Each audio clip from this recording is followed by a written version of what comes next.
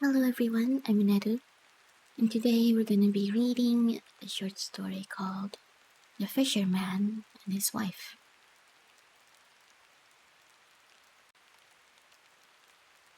There was once a fisherman who lived with his wife in a pigsty close by the seaside. The fisherman used to go out all day long a-fishing, and one day, as he sat on the shore with his rod, looking at the sparkling waves and watching his line, all on a sudden his float was dragged away deep into the water, and in drawing it up, he pulled out a great fish. The fish said, "Pray let me live. I am not a real fish. I am an enchanted prince. Put me in the water again, and let me go." "Oh," said the man, "you need not make so many words about the matter. I will have nothing to do with a fish that can talk. So swim away, sir, as soon as you please." And he put him back into the water, and the fish darted straight down to the bottom, and left a long streak of blood behind him on the wave. When the fisherman went home to his wife in the pigsty, he told her how he had caught a great fish, and how it had told him it was an enchanted prince, and how, on hearing it speak, he had let it go again. "Did you not ask it for anything?" said the wife. "We live very wretchedly here, in this nasty, dirty pigsty. Do go back and tell the fish we want a snug little cottage." The fisherman did not much like the business, however. He went to the seashore, and when he came back, there the water looked all yellow and green, and he stood at the water's edge, and said, "Oh, man of the sea, hearken to me. My wife Isabel will have her own will, and hath sent me to beg a boon of thee." Then the fish came swimming to him and said, "Well, what is her will? What does your wife want?" "Ah," said the fisherman, "she says that when I had caught you, I ought to have asked you for something before I let you go. She does not like living any longer in the pigsty, and wants a snug little cottage." "Go home then," said the fish. "She is in the cottage already." So the man went home, and saw his wife standing at the door of a nice trim little cottage. Come in," said she. "Is not this much better than the filthy pigsty we had?" And there was a parlor, and a bedchamber, and a kitchen, and behind the cottage there was a little garden, planted with all sorts of flowers and fruits, and there was a courtyard behind, full of ducks and chickens. "Ah," said the fisherman, "how happily we shall live now." "We will try to do so at least," said his wife. Everything went right for a week or two, and then Dame Ilsabil said, "Husband, there is not near room enough for us in this cottage. The courtyard and the garden are a great deal too small. I should like to have a large stone castle to live in. Go to the fish again and tell him to give us a castle." "Wife," said the fisherman, "I don't like to go to him again, for perhaps he will be angry.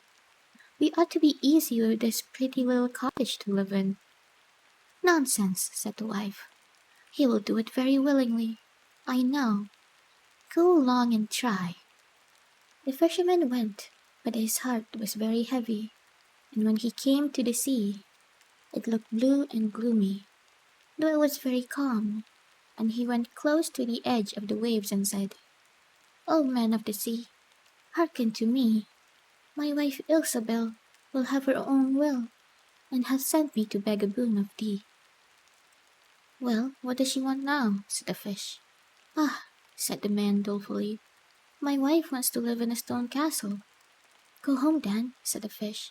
"She is standing at the gate of it already." So away went the fisherman, and found his wife standing before the gate of a great castle. "See," said she, "is not this grand?" With that they went to the castle together, and found a great many servants there. and the rooms all richly furnished, and full of garden chairs and stables.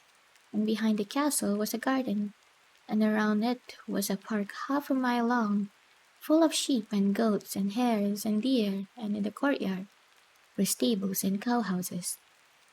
Well, said the man, now we will live cheerful and happy in this beautiful castle for the rest of our lives.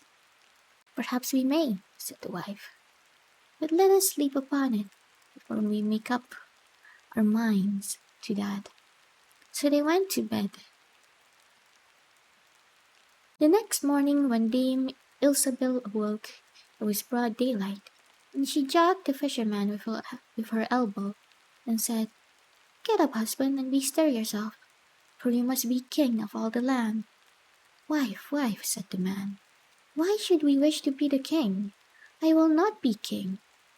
"Then I will," said she. "But wife," said the fisherman, "how can you be king? The fish cannot make you a king." "Husband," said she, "say no more about it, but go and try. I will be king." So the man went away, very quite sorrowful to think that his wife should want to be king. This time the sea looked a dark grey colour, and was overspread with curling waves and ridges of foam as he cried out, "O man of the sea, hearken to me. My wife Ilsabil will have her own will, and have sent me to beg a boon of thee." "Well, what should she have now?" said the fish. "Alas," said the poor man, "my wife wants to be king." "Go home," said the king. Said the fish, "She is king already." Then the fisherman went home, and as he came close to the palace he saw a troop of soldiers, and heard the sound of drums and trumpets. And when he went in, he saw his wife sitting on a throne of gold and diamonds, with a golden crown upon her head, and on each side of her stood 6 fair maidens, each a head taller than the other. "Well, wife," said the fisherman, "are you king?" "Yes," said she, "I am king." And when he had looked at her for a long time, he said, "Ah, wife, what a fine thing it is to be king! Now we shall never have anything more to wish for as long as we live." "I don't know how that may be," said she. "Never is a long time. I am king, it is true, but I begin to be tired of that, and I think I should like to be emperor." "Alas, wife, why should you wish to be emperor?" said the fisherman. "Husband," said she, "go to the fish.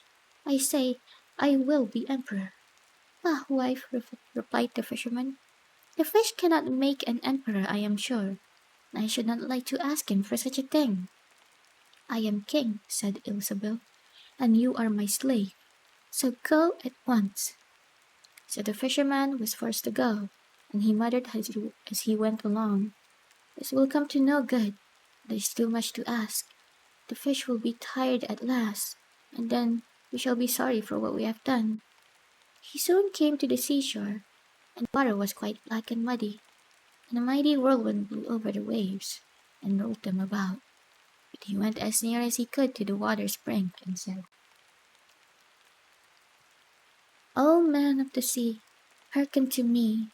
My wife Ilsabil will have her own will, and have sent me to beg a boon of thee." "What would she have now?" said the fish.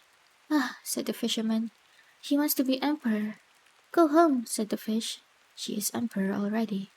So he went home again, and as he came near, he saw his wife Ilsabil sitting on a very lofty throne, made of solid gold, with a great crown on her head, full 2 yards high, and on each side of her stood her guards and attendants in a row, each one smaller than the other, from the tallest giant down to a little dwarf, no bigger than my finger. And before her stood princes and dukes and earls, and the fisherman went up to her and said, "Wife, are you emperor?" "Yes," said she, "I am emperor." "Ah," said the man, as he gazed upon her, "what a fine thing it is to be emperor."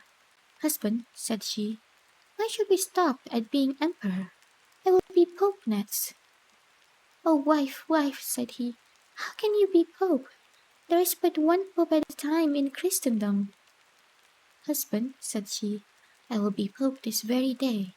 "But," replied the husband, "the fish cannot make you pope." What nonsense, said she. He can make an emperor. He can make a pope. Go and try him.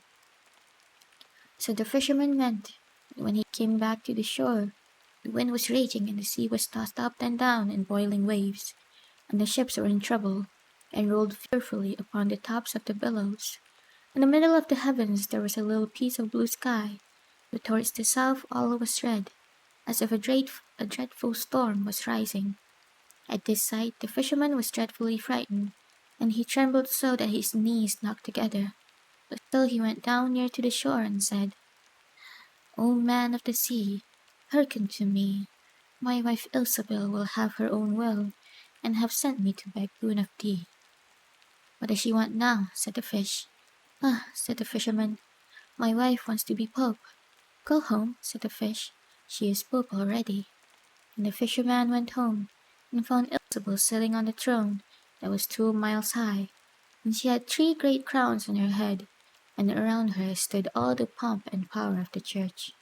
And on each side of her were 2 rows of burning lights of all sizes, the greatest as large as the highest and biggest tower in the world, and the least no larger than a small rushlight. Wife, said the fisherman, as he looked at all this greatness, are you pope? Yes, said she, I am pope. Well, wife, replied he, it is a grand thing to be pope, and now you must be easy, for you can be nothing greater. I will think about that, said the wife. Then they went to bed, but Dame Ilsabil could not sleep all night for thinking what she should be next. At last, s- as she was dropping asleep, morning broke and the sun rose.